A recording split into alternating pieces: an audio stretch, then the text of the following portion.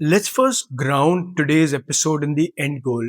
Our end goal today is going to be to come to two critical outcomes. Number one, we want to discover client requirements so well and so thoroughly that changes that would normally happen mid project, they're minimized. We're basically going to try to front load the ideas that could occur to a customer 6 months later today and handle it accordingly.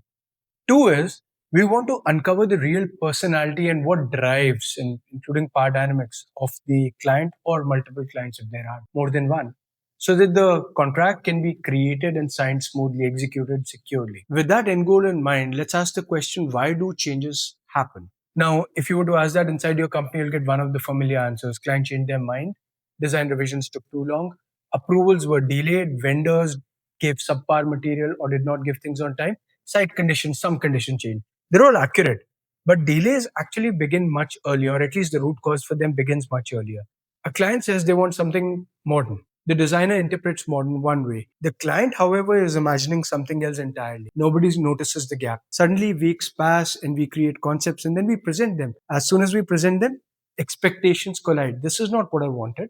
Please do a revision. And then the revision happens. Suddenly, everyone is left wondering what went wrong. The requirements were so clear. They wanted something modern. The reality is very simple. The project started without enough clarity. Across many growing firms, discovery tends to still be treated as conversation, as a formality. Questions are asked, notes are taken, meetings happen, relationships form, but critical information is either not captured or captured in siloed systems which are forgotten. They're scattered. Notebooks, emails, WhatsApp chats, sometimes memory, sometimes somebody wrote something on a piece of paper somewhere. The problems appear later, whether a new designer joins and starts to question basic assumptions, or the existing designer or client just changes their mind or misremembers something. And then when leadership needs context, suddenly everyone starts searching for information that should have been readily available. The most mature firms, they don't treat discovery like this. They treat discovery entirely different. They try to use a structured system which we call the Oracle system. In fact, this is the system that Immaculate Platform fundamentally is based on. It's based on these five distinct categories, which helps us to map out a client's 360-degree psychological practical profile. First category is the fundamentals. Instead of looking at floor plans, you begin to map out what are the real human drivers. Who holds the veto power? Why did they buy this home at all? What was wrong with the previous home? Is it just a flipping property? Are they looking for a forever home? Are they looking for low maintenance luxury? How do they actually spend their time? How do they see the home evolving 5 to 10 years down the line? And maybe most critically, who's going to be really living over here? What are their demographics? So, fundamentals. The second is deep aesthetic understanding. Instead of letting clients pull ungrounded, shiny object images from Pinterest, we have to ask them about their previous home. What did you like about that? What was the design language that you absolutely loved and hated about the previous home, which you would want to either replicate or absolutely avoid? Then present to them questions about their sensory comfort. Present to them materials. Make them feel real materials and ask them which one makes them feel truly at home, truly content, something they can live with for long term. The next one is the priority matrix. This is where loose conversation around what's important to them should turn into actual structured data.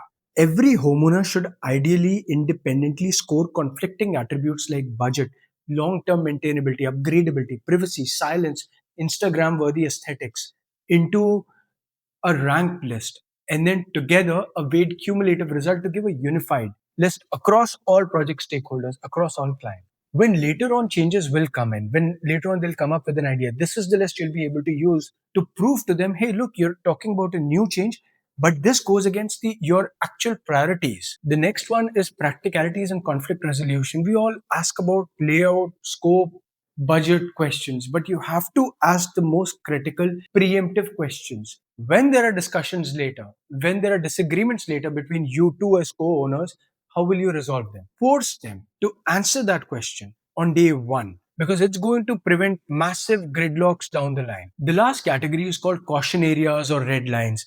You have to systematically document their no-nos, the absolute design languages or use cases that they're never going to be okay with, that gives them, for the lack of a better term, the icky feeling. The materials that they would never be able to stand, the use cases that they'll never see themselves doing. And we don't do any of these five categories because We like paperwork. Paperwork is exciting, but it's because capturing this data today is going to prevent changes later. It's going to build alignment from day one. And the same principle applies to contracts as well. Many firms see contract purely as legal protection, and it is. But operationally, a contract is a final step in this Oracle methodology, in this workflow. Once you've discovered the client, after that, it's easy to just structure it into a contract and put out scope, responsibilities, milestones, revision count, exclusions, all of that good stuff. The clearer the elements become, the clearer the priorities become, the smoother execution is going to be, whether be of the contract, but actually of the end-to-end project. One of the strongest predictors of project health is not design quality, it's alignment. And that's what we're trying to build here. When clients and team share the same data-driven vision, understanding, then the project can move forward without issues. In the next episode, we'll look at where profitability quietly disappears inside many firms, design production. If any part of the episode felt uncomfortably familiar, that's actually a good thing. Most operational problems are hiding in plain sight and they don't appear overnight. They develop gradually as companies grow organically. But once problems like founder dependency, discovery process inefficiency, siloing of data, visibility gaps, they become part of our daily operations, they're very hard to spot from inside the business. And that's why we've opened up a limited number of complementary audit sessions.